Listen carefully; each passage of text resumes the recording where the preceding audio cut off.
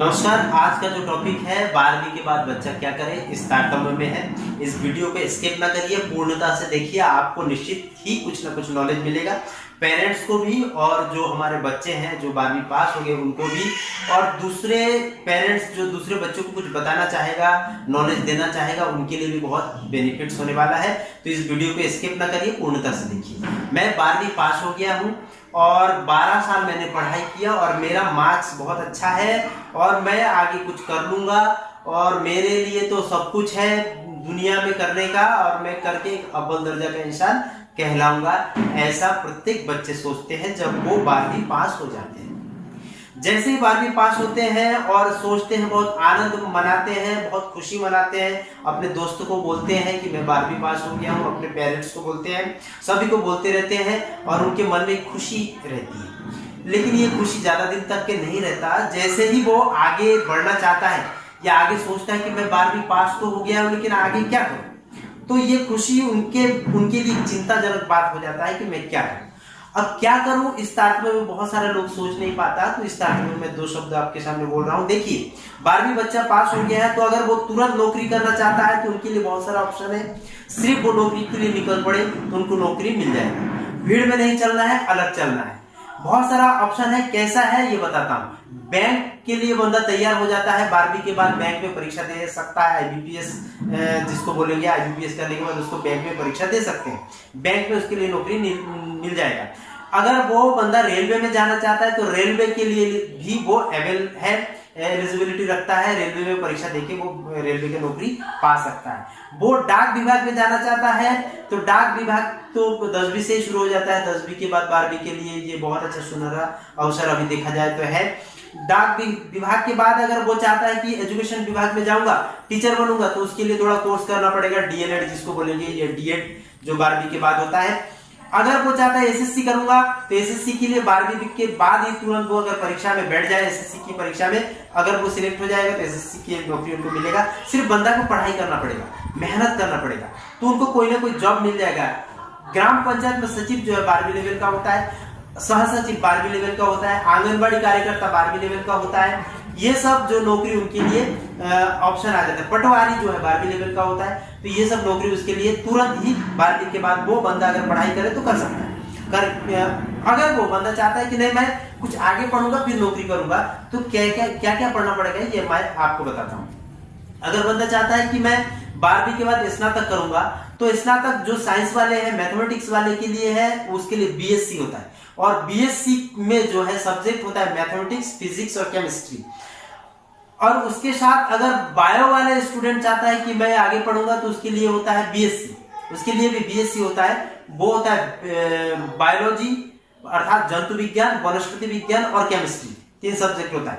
जंतु विज्ञान या वनस्पति विज्ञान के जगह पे वो दूसरा सब्जेक्ट भी ले सकता है, माइक्रोबायोलॉजी, न्यूमोलॉजी या विभिन्न प्रकार के जो सब्जेक्ट आजकल लॉन्च हुआ है वो ले सकता है। और उसके अगर मान लीजिए कॉमर्स वाले हैं तो वो उनको एमकॉम करना पड़ेगा। एमकॉम में भी इसी प्रकार से 3 सब्जेक्ट लेके उनको अकाउंट या कोई से भी सब्जेक्ट वो लेना चाहे वो ले सकता है। अगर वो बंदा चाहता है नहीं मैं ये सब नहीं करूंगा, मैं दूसरा क्षेत्र में दाखिला लूंगा, तो वो ले सकता है। जैसे अगर मैथमेटिक्स वाला स्टूडेंट है और वो चाहे कि मैं अच्छा कुछ पढ़ूंगा, तो वो इंजीनियर बन सकता है। बीई करने के बाद बहुत सारा ऑप्शन हो जाता है, एमई कर सकता है और बंदे के पास बहुत सारा ऑप्शन हो जाता है, अच्छा जॉब उनको लग सकता है। अगर बायोलॉजी वाले स्टूडेंट है उसके लिए तो बहुत अच्छा जॉब है या बहुत अच्छा कार्य कर सकता है। एमबीबीएस अर्थात नीट, नीट का परीक्षा अगर 12वीं के बाद वो दे तो वो एमबीबीएस डॉक्टर बन सकता है। अगर एमबीबीएस डॉक्टर नहीं बनना चाहता है तो बीएएमएस डॉक्टर बन सकता है। बीएमएस नहीं बन सकता है तो बीएचएमएस बन सकता है। बीएचएमएस नहीं बन सकता है तो डीएनवाईएस डॉक्टर बन सकता है। अगर डॉक्टरी नहीं करना है, मेडिकल स्टोर खोलना है, तो डी फार्मा कर सकता है, 2 साल की कोर्स होती है। इसी प्रकार से वो पैथोलॉजी में भी विभिन्न प्रकार के कोर्स है जो कि उसको करके अच्छा डॉक्टर या अच्छा डॉक्टरी या मेडिकल डिपार्टमेंट में वो कार्य कर सकता है। इसी प्रकार से बायो वाले स्टूडेंट के लिए बहुत सारा ऑप्शन सामने है। सिर्फ उनको 12वीं पास होना चाहिए और 12वीं पास के बाद ये सब कोर्स कर ले तो उनको अच्छा उनका कैरियर अच्छा बन जाएगा। अब कॉमर्स वाले स्टूडेंट अगर कॉमर्स लेके बीकॉम कर ले तो उनके सामने में बहुत सारे ऑप्शन आ जाता है। वो चार्टर्ड अकाउंट बन सकता है, सबसे अच्छा जॉब चार्टर्ड अकाउंट का होता है, उसमें बहुत सारा पैसा या बहुत सारे इज्जत उसमें आ जाता है। वो बीकॉम करने के बाद एमकॉम करना चाहे, एमकॉम करने के बाद वो पीएचडी करना चाहे तो कर सकता है।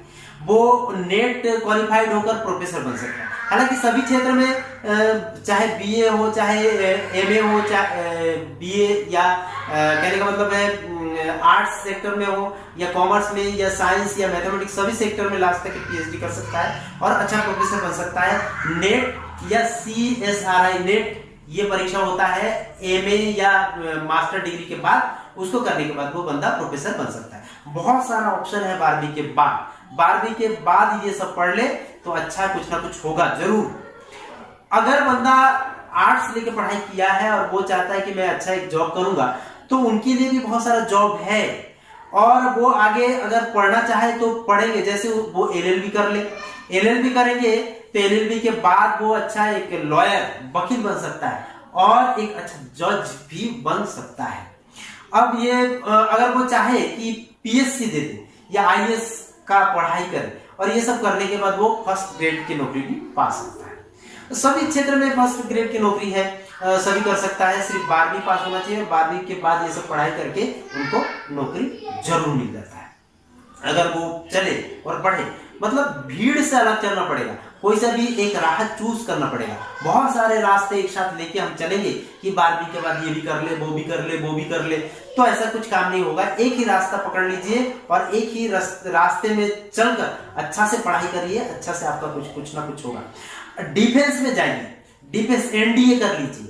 एनडीए मतलब इसमें आप जितने भी फौजी या जो कहने का मतलब नौसेना या थल सेना, जल सेना, ये सब जो है अच्छा नौकरी 12वीं के बाद आपको मिल सकता है। अगर आप अच्छा से तैयारी करो तो आपको ये सब नौकरी आपके हाथ में हो सकता है।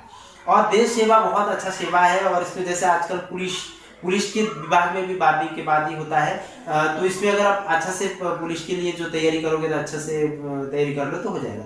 12वीं के बाद अगर बीए करने के बाद या ग्रेजुएशन करने के बाद अगर आप चाहोगे कि हम थानेदार बनेंगे तो एसआई करके परीक्षा होता है, सब इंस्पेक्टर्स जिसको बोलते हैं, तो उसमें अगर आप सिलेक्ट हो जाओगे तो भी आप जो एज ए थानेदार बन सकते हैं।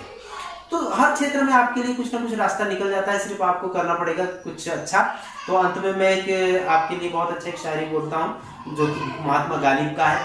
खुद को कर बुलंद इतना, खुद को कर बुलंद इतना कि खुदा हर बंदे से पूछे बता तेरी रजा क्या है। अर्थात खुद को इतना बुलंद करो कि खुदा भी आके आपसे पूछे कि आप क्या करना चाहते हो, जो करना चाहते हो वो मैं आपको दूंगा, लेकिन आप करो जरूर। तो भगवान जब आपके साथ है, क्या डर है, आप लग जाइए तैयारी में, आपको सफलता जरूर मिलेगा। ये मेरा वादा है, मेरा दावा है। और आज का वीडियो यहीं तक है। नमस्कार, अच्छा लगे